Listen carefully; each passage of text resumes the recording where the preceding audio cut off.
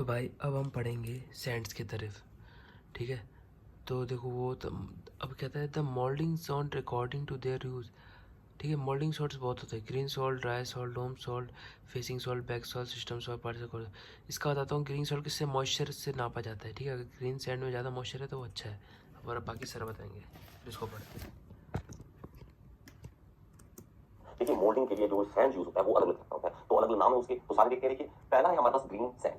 देखिए green sand को green sand क्यों बोलते हैं? क्योंकि इसमें मॉइस्चर कंटेंट ज्यादा होता है। जब मॉइस्चर कंटेंट ज्यादा होता है तो उसके कारण उसकी जो मतलब मॉइस्चर है वो उसका गीलापन है, उसके लिए उसका नाम रखा गया है ग्रीन सैंड। तो आपने ये पॉइंट याद रखना है कि मॉइस्चर कंटेंट बहुत ज्यादा होता है, ठीक है। सबसे ज्यादा बाकियों से उनके मुकाबले इसमें सबसे ज्यादा मॉइस्चर कंटेंट होता है। देखिए 5% वाटर होता है, 5% तक वाटर होता है, 15 से 25% तक क्ले होती है। क्ले मतलब मिट्टी, ठीक है, मिट्टी होती है। और देखिए ये इतना जैसे आटा गूंथते हैं हम, आटा गूंथते हैं ना, तो आटा गूंथने के वक्त आप देखें तो वो उसको आप क्या करेंगे, हम पानी इसलिए डालते हैं ना, ठीक है, बाइंड हो सके। वो सबसे अच्छी एग्जांपल आपको देखने को मिल सकती है आटा गूंथते वक्त। तो आप पानी डालते हैं, उसके बाद उसकी जो कंडीशन होती है सेम हमारे पास इसकी कंडीशन होती है ग्रीन सैंड की। ये भी स्क्वीज बाय हैंड, आप उसको हैंड से स्क्वीज कर सकते हैं, आप उसको दबा के कैसी मर्जी शेप दे सकते हैं।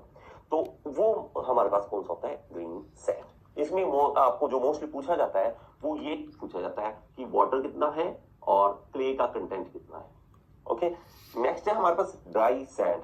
देखिए वर्ड आ गया ड्राई, ड्राई मतलब सूखा हुआ, तो सूखा हुआ है तो लेस वाटर है इसमें। पहली बात सीधी सीधी कि ड्राई सैंड कौन सा है? जिसमें पानी बहुत कम है, ठीक है। और इसमें मेन चीज और सबसे ज्यादा यूज होता है, ठीक है। और इसमें मेन चीज क्या है? मोर थर्मल स्ट्रेंथ। ये थर्मल स्ट्रेंथ काफी ज्यादा होती है।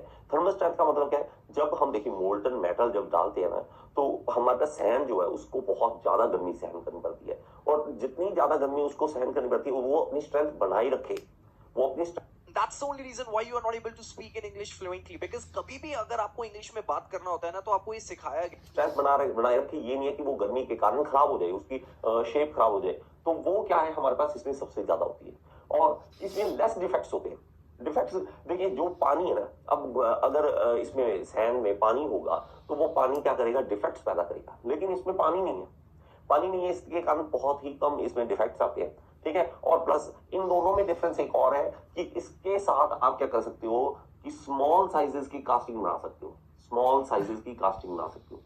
लेकिन इसके साथ आप कर सकते हो बिग बिग कास्टिंग बना सकते हो। तो आप इसमें ना ड्राई सैंड में थर्मल स्टेबिलिटी ज़्यादा है।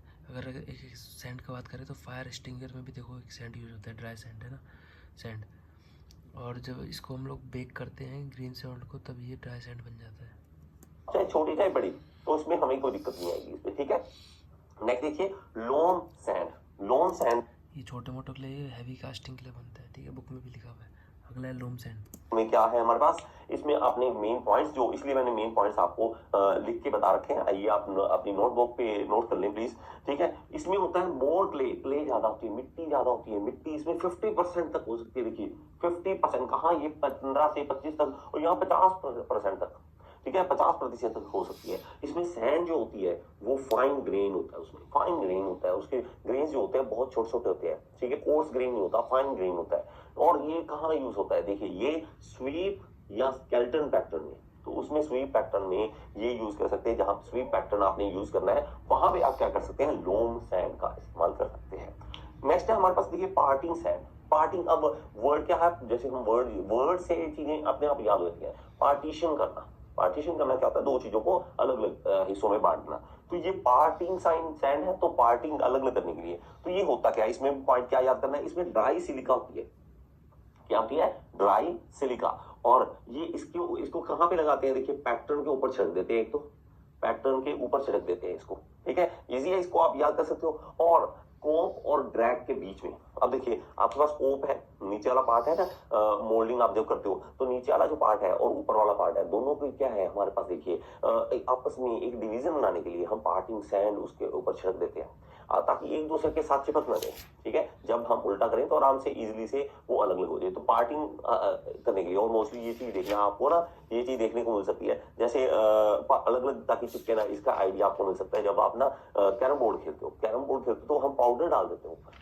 पाउडर क्यों डालते हैं? ताकि वो उसके साथ चिपके ना, ठीक है। उसके साथ क्या होता है? स्ट्राइकर जो हमारे पास खेलने वाले हमारे पास होते हैं, तो सीक्वल वगैरह यही सब है। स्ट्राइकर और नीचे जो हमारे पास कैरम बोर्ड है उसका सरफेस आपस में चिपके ना, ये एक दूसरे के साथ नहीं चिपकेंगे तो ज्यादा भागती है ना वो चीज, तो वो आप लगाओ कि कोप और ड्रैग के बीच में हम पार्टिंग सैंड शब्द देते हैं। ओके, नेक्स्ट है हमारे पास facing sand.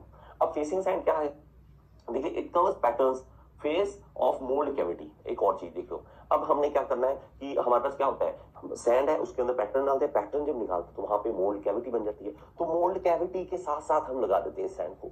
Mould cavity actual में, ठीक है, एक्चुअल में जिसके अंदर मोल्टन मेटल अंदर जाना है, जहां पे मोल्ड कैविटी के अंदर जाना है, उस मोल्ड कैविटी के अंदर हम क्या लगाते हैं, फेसिंग सैंड लगा देते हैं। ये फेसिंग सैंड ये देखिए क्या कहता है कि डायरेक्ट कांटेक्ट विद मेटल, तो मेटल के साथ डायरेक्ट कांटेक्ट, और सबसे ज्यादा हीट बता, देखो इसमें लिखा है फेसिंग सैंड के ऊपर लिखा हुआ है a sand use for facing the mould is called facing sand. It is specially prepared by sand from silica sand clay without addition of use sand. ये सही था, ठीक है, मतलब एक्स्ट्रा उसको स्टार्टिंग में डाल देते हैं, मेटल के साथ डायरेक्ट चिपकता है, ठीक है। आज करनी है और इतने करनी है, फेसिंग सैंड नहीं कि डायरेक्ट उसके साथ टच में आना है। ओके, नेक्स्ट हमारे पास देखिए बैकिंग सैंड। अब वर्ड देखो, हमेशा ना आप इनका इंग्लिश का, जब मैं हर बार कहता हूँ वर्ड्स को समझो, वर्ड्स जब इंग्लिश के वर्ड समझ आते हैं तो चीज अपने आप समझ आती है, ठीक है। ये देखो फेसिंग है, फेस पे लगाना, उसका फेस है वो, और बैकिंग क्या है, बैकअप देना। हम कहते हैं ना पबजी में बैकअप चाहिए, बैकअप, बैकअप क्या, और मेरे साथ दोस्त आ जाओ, तो बैकअप क्या है कि हमारे पास ये फेसिंग सैंड हमने लगा लिया, लेकिन इसके बैकअप, इसके पीछे जो मेन सैंड होता है वो होता है बैकिंग सैंड, ठीक है। तो बैकिंग और इट बैक्स फेसिंग सैंड, तो फेसिंग सैंड को बैकअप देता है। डज नॉट कॉन्टैक्ट पैटर्न, तो ये देखिए इसमें कोई कॉन्टैक्ट नहीं, सीधा कॉन्टैक्ट नहीं होता इसका, तो ये बैकअप है एक तरह से, ठीक है। नेक्स्ट है हमारे पास कोर सैंड, ये सबसे लास्ट 7th है हमारे पास। देखिए कोर सैंड क्या है, टू मेक कैविटी, आपको कोर का पता होना चाहिए। कोर क्या होता है, जब हम किसी कास्टिंग के अंदर होल बनाना चाहते हैं, उसके अंदर होल रखना चाहते हैं, तो हम क्या करेंगे, हम सैंड से एक कोर तैयार करेंगे, उसके ऊपर जब हम मोल्टन मेटल डालते हैं तो हमारे पास एक कैविटी तैयार हो जाती है, तो उसको हम कहते हैं कोर। उसके लिए जो स्पेशली सैंड है उसको क्या कहेंगे, कोर सैंड। आई होप कि ये टॉपिक आपको क्लियर होगा। अगर ठीक है, अब देखो इसमें थोड़ा सा पढ़ते हैं एक्स्ट्रा नॉलेज के लिए। कोर सैंड क्या है, a sand used for preparation of core cold sand. It is sometime called oil sand भी कहते हैं इसको, ठीक है। कोर सैंड को ऑयल सैंड में कहते हैं। It is silica and mix with the linseed oil and other oil और any other oil as blender, ठीक है। तो ये हो गया, ये सारी चीज़ देख लेना अगर पढ़ना हो तो, बाकी उससे काफ़ी है। That's all.